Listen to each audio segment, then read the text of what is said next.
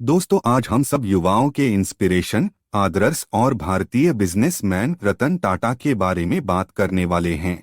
और इस दुनिया में ऐसा कोई व्यक्ति नहीं है जो रतन टाटा को पसंद ना करता हो। दोस्तों, बचपन में ही इनके माता पिता का तलाक हो गया। उसके बाद रतन टाटा अपनी दादी के साथ रहने लगे। बचपन से ही उनकी दादी ने उन्हें एथिक्स और मोरल का पाठ पढ़ाया, यानी कि चाहे कुछ भी हो जाए, तुम्हें ऐसा कोई भी कदम नहीं उठाना है जिससे खानदान पे कोई आंच आए।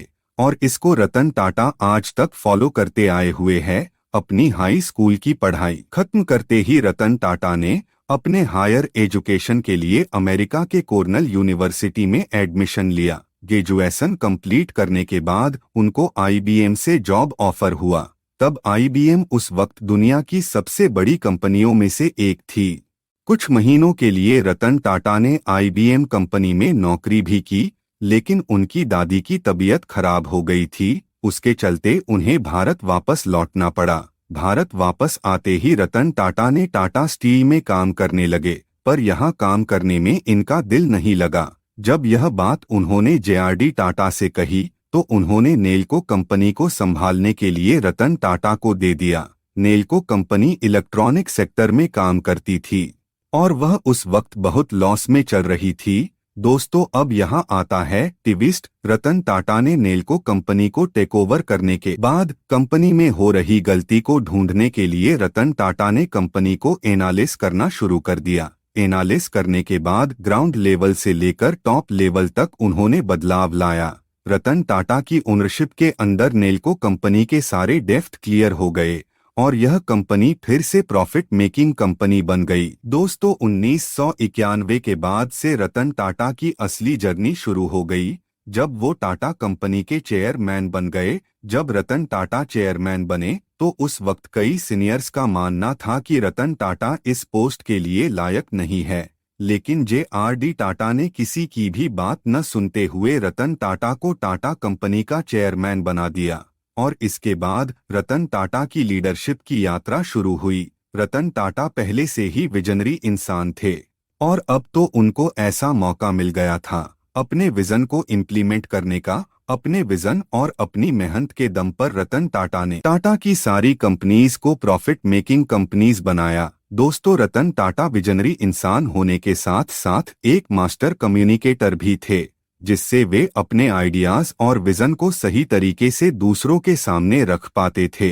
रतन टाटा की सबसे बड़ी खूबियों में से एक खूबी यह थी कि उनके साथ जो भी काम कर रहा हो वो उनको देखकर इंस्पायर हो जाता था, जिससे दूसरों के अंदर सेंस ऑफ कैपेबिलिटी पैदा हो जाती थी कि मैं यह काम आसानी से कर सकता हूँ।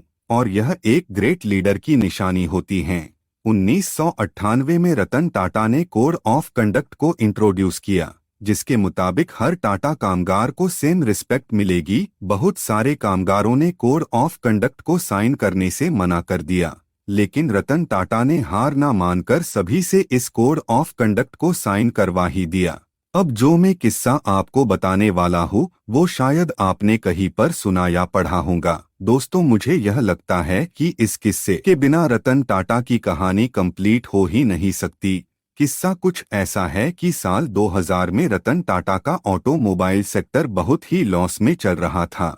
इस पर रतन टाटा ने यह डिसीजन लिया कि वो टाटा मोटर्स को फोर्ड कंपनी को बेच देंगे। इसीलिए वो अपनी टीम के साथ बिल फोर्ड से मिलने के लिए चले गए। बिल फोर्ड से मिलने के बाद उनका बर्ताव रतन टाटा को पसंद नहीं आया, क्योंकि बिल फोर्ड ने रतन टाटा से कहा कि हम आपसे ये कंपनी खरीद कर हम आप पर एहसान कर रहे हैं।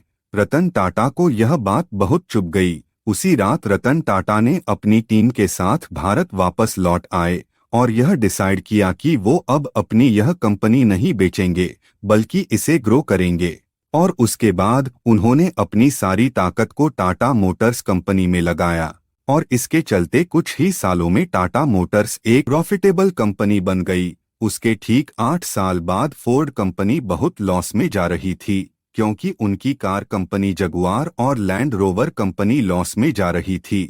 उसी वक्त रतन टाटा ने उन दोनों कंपनीज को $2.3 बिलियन में खरीद लिया और इन लॉस में गई कंपनीज को फिर से प्रॉफिटेबल बनाया। उस वक्त बिल फोर्ड ने रतन टाटा से एक लाइन कही कि आप हमारी इन कंपनीज को खरीदकर आप हम पर बहुत बड़ा एहसान कर रहे हैं। दोस्तों, इससे एक बात साफ हो जाती है कि सफलता से बड़ा कोई भी रिवेंज नहीं है, और यह हमें रतन टाटा से सीखने को मिलता है।